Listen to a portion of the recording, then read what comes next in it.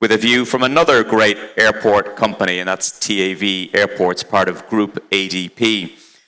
Aude Ferrand, who will be well known to many of you from her time leading retail and services at Group ADP in Paris, is now Chief Commercial Officer at sister company TAV Airports, as well as CEO at that company's hospitality arm, TAV Operation Services. Now, Aude, of course, has had a long career in brands, retail, and of course, airport retail, serving as ADP Retail Director from 2018 until her current role. And it's with that strong grounding in the world of retail, dining, and understanding the traveling consumer that she joins us today to talk a little bit about where we go next in elevating customer service in the airport world. So please welcome Aude Ferrand.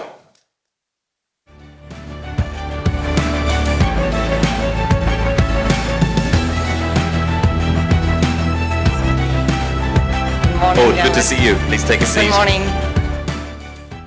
So we're just going to have a chat for about 20 minutes or so, Aude and I. I know there's some slides from the airports that TAV serves that will just be rolling in the background, just to illustrate a little some of the key messages. Aude, maybe just tell us a little bit first about the relatively new role you've taken on at TAV and just the connection between TAV Airports and Group ADP for those who aren't aware of it.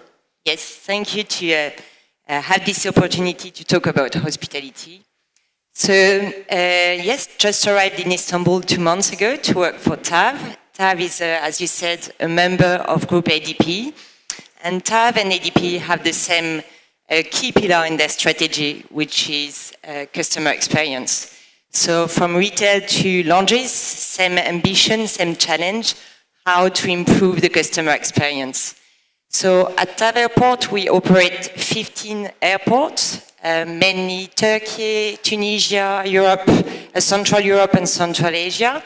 And we are also very active in business with our 3 services company, ATU, which is a joint venture with Heinemann, BTA, food and beverage, and Tavos, lounges. Very good. Yeah, I mean, just to talk a little bit about the customer, and clearly in framing your commercial strategies, insights into the consumer today are key. And in terms of the key consumer trends that you're looking at as TAV today, what are those that you've identified that you think will most influence the business going forward? We've heard a few cues, I think, over the last day or so, and will continue to, but from a TAV point of view, what are those top of mind for you? Mm-hmm.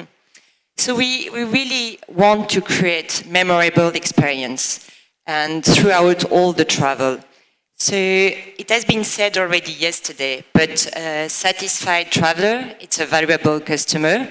And the thing is, the world is more and more complex. So it's very big challenge to satisfy all passengers. So what we do, we really concentrate all our effort and investment on 4 pillars. The first one is to create memorable environment, but not just for the sake of beauty. It's also because we want to be able to answer all your needs, whatever are there. You want to work, you want to relax, you want family time. Your travel will be memorable if all your needs are fulfilled. Then I will talk about quiet assistance. Services like fast track, meet and greet, personal shopping should be, of course, efficient, but discreet. You need to propose a seamless travel without intrusion. The third pillar has been tackled a lot of time yesterday, which is how to have an offer to shop, dine, and rest that fill all customers. So, for example, in Istanbul Airport, with ATU, you will be able to buy some souvenir like lokum, famous Turkish lokum, at all bazaar, but also more valuable products in the luxury boutique.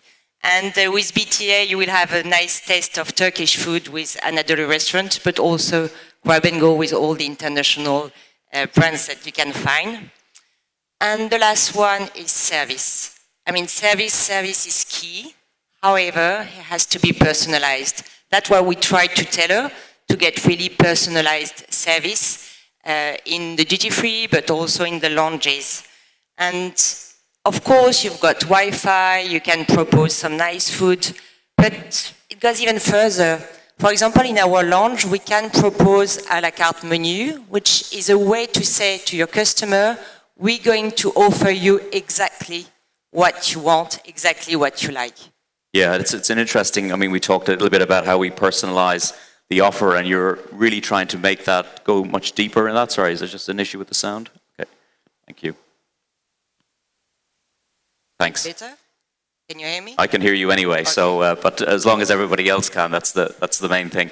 Yeah, that level of personalization that you're aiming for across the group is clearly a key element of what you're investing in now. And I suppose just to talk about particular groups that are coming up, we talked about emerging demographics. If we look at, for example, the future of flight and the role that Gen Z millennials will play and are playing in the future of our industry, how are you thinking about the services that you're putting forward to them?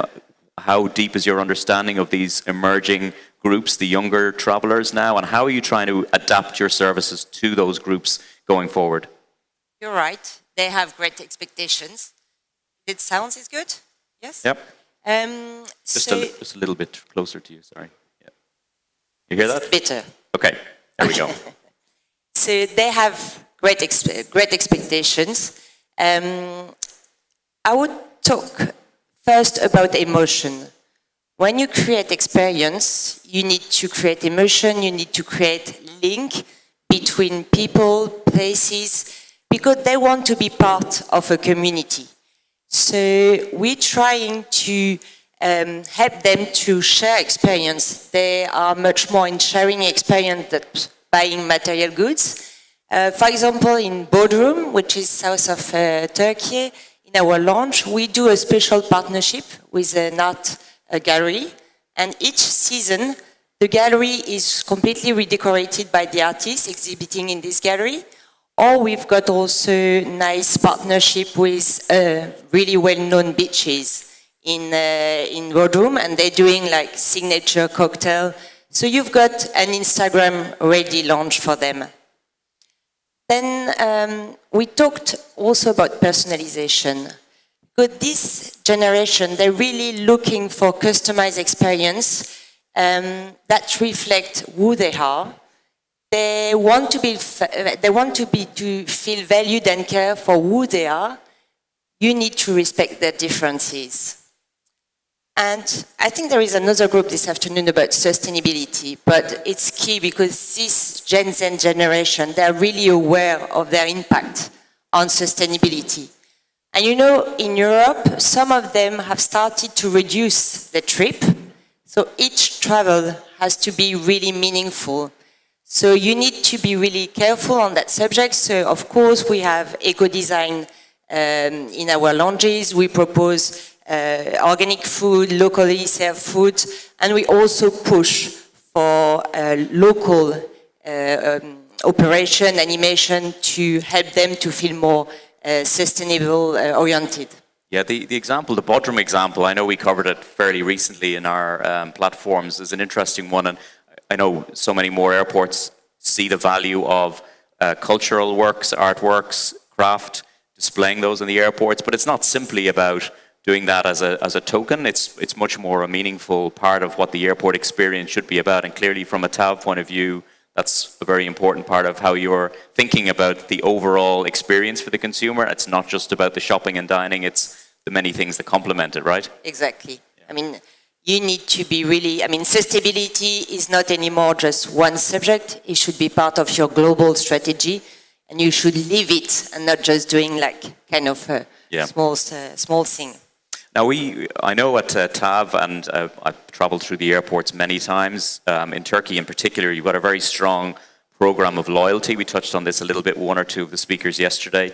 How do you see the future of loyalty in the airport ecosystem? We talked a little bit about, who owns the consumer and so on. Well, nobody really, and the consumer is the one who's putting the demands on us as an industry. But how do you think about framing the loyalty offer, what it means now and for the future in terms of both TAV and the wider ecosystem for our airports?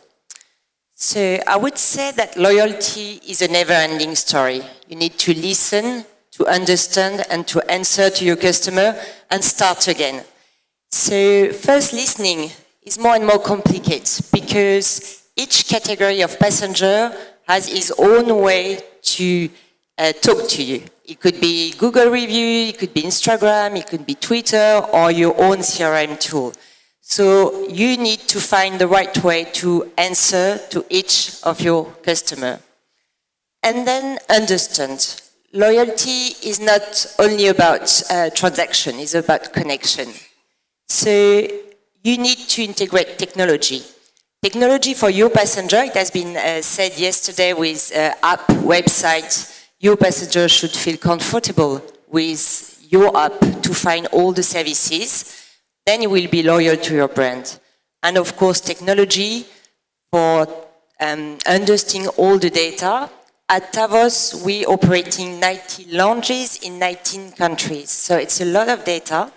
But then you need to have the right understanding of it to make the right proposition to your customer. Yeah, and I suppose just with to have operation services in mind and that hat that you're wearing, running that business overall, what do you see around hospitality and services being the key drivers for the future? How are you adapting your offer to ensure that you're delivering guest satisfaction for the future? And also, I guess, a wider question beyond this, within the group overall, are you doing this or trying to do this at a group level? Because Group ADP is, by passenger numbers, I think the largest airport group in the world. And so across the business, is there a way of translating the hospitality you can do in one location to many others?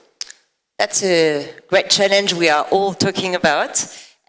For the moment, what we try, Xtime at ADP, Xtime have its own marketplace. At TAV, we are working on the marketplace also to have all the services companies. But also when you are in an airport, what you can bring on top of the services is also all the operation information you can give to your passenger. So that's what we are trying to do. And I think what is really important is how you answer to your customer. And of course, you will answer through the different tools, but you need also, your team is also has to answer really directly to your customer. And for this, you need well-trained team, of course, but you need to recruit also people that really live hospitality and really are passionate by hospitality. That's how you're going to elevate these services in all your stores and lounges and restaurants. Yeah, and just on the wider picture of ambition for the hospitality business overall and services, I know from the ADP point of view, the company has spoken about expanding Xtime, for example, across the platforms to even non-ADP airports. What's the vision you see on the hospitality side maybe for the group in the future? So where would you like to get to in the next few years? Yeah, but we have started 3 weeks ago. We opened the second Xtime lounges in Kazakhstan, and the first one was opened in Paris in 2022. So it's a first Xtime outside of Paris. And we are working on it. We need to talk to airports to discuss about the vision and how it can bring some more hospitality and retail in the airports. So just taking a big picture around the Trinity overall, if you look at all the stakeholders in the room and across the business overall, how do we as an industry, from your point of view, if you look beyond even your own company, act in a more concerted way overall, and that's in the hospitality and services business more widely, and of course it spans retail and dining as well. And what do you want to see perhaps from the other parties in the industry, Trinity, to help enhance the industry's reputation with consumers in the future? I think we really need to have more discussions between operators and airports, airlines, because we really need to understand what is the customer experience strategy from the airport, from the operators, to get one vision. So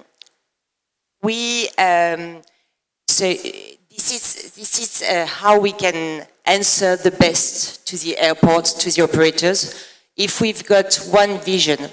And then yesterday we talked a lot about data. Data is a big challenge. I think since Trinity exists, everybody talks about data.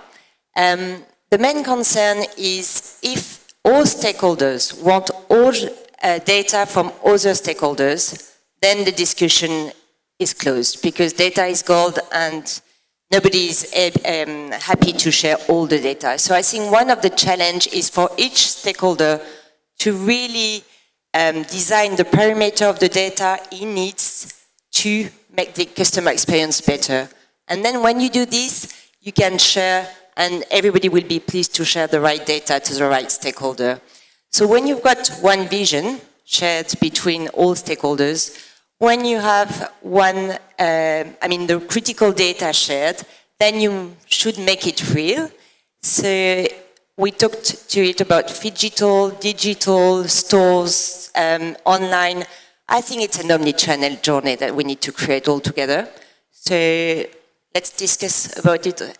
Not only for Trinity, I think all around the year we should have more discussion between operators and airports to even go further. Yeah, I mean, easier in a group where you have ownership, part ownership at least, of the duty-free side, the F&B side, and of course on the services and hospitality side. Not as easy perhaps when you're talking about contractual and concession arrangements that are beyond the ownership element of airports, but that's ultimately where we want to get to, right? Yes, for sure. It's good to have both sides. I know airports, we know operators, so we talked to that yesterday. I mean, we need to find a win-win way, maybe changing some commercials way to do it, as it has been proposed yesterday. I don't have the solution, but what is true, it's going to go through discussion to deeply understand how we can go together with only one strategy.